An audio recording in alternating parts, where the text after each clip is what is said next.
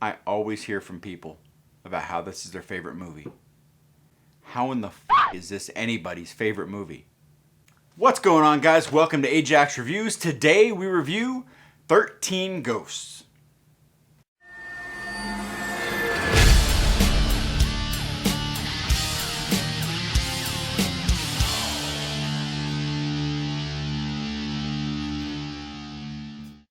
Directed by Steve Beck.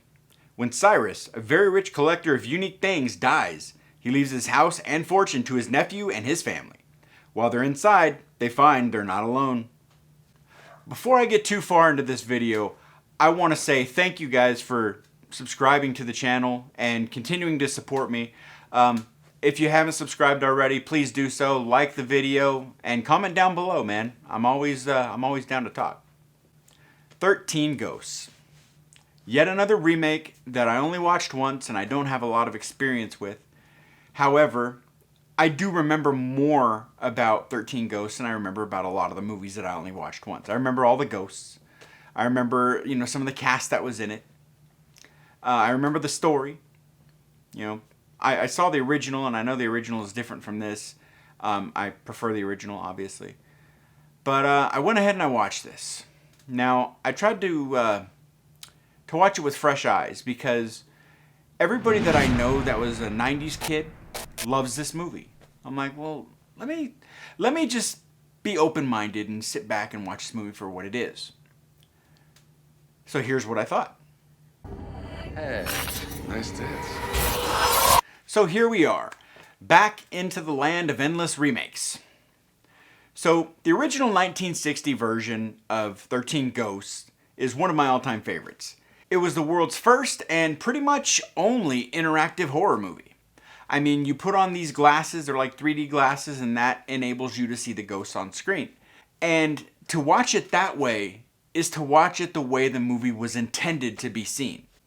Now, I say that because this remake had none of that.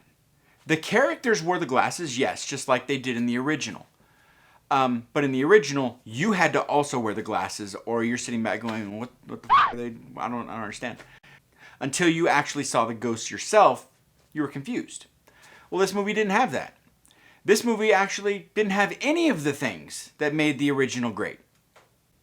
I mean, apart from the look of some of the ghosts, this movie really had nothing going for it, other than Shannon Elizabeth's hot ass, and the always slobbering Matthew Lillard. The characters in this movie were absolutely clueless, and it seems like the goal of the filmmakers in this movie was just the look of the house, and completely just f***ed off the story. Now, I can't really shit on the acting, because it was actually pretty good, but everything else just seemed uninspired and very lazy. I have a really hard time trying to understand how so many people, mostly 90s kids, love this movie. I mean, this movie relied on jump scares, loud noises, and tight shots to try to give off the illusion of being trapped in tight spaces.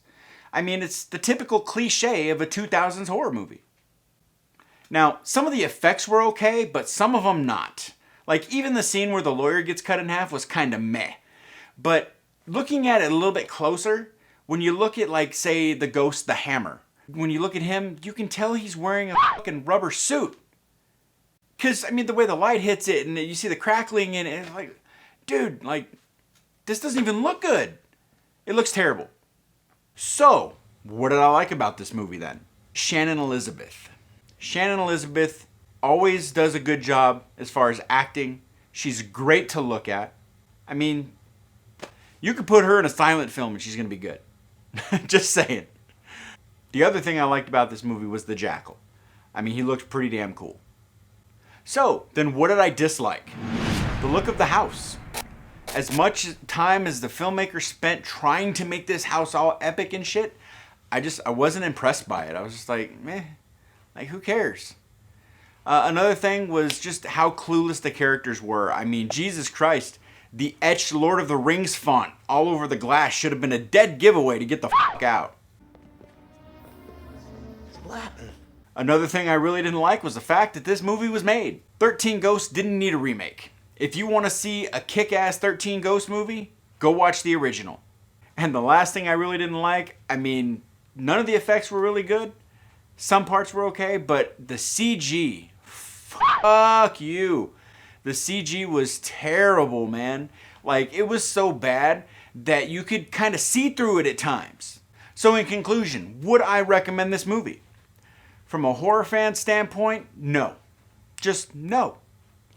But I have to take in consideration, different people watch this channel.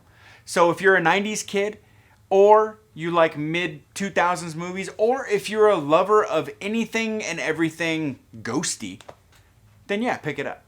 But personally though, I can go through the rest of my life never watching this movie again. And so with that being said, guys, I give this movie a 2 out of 5.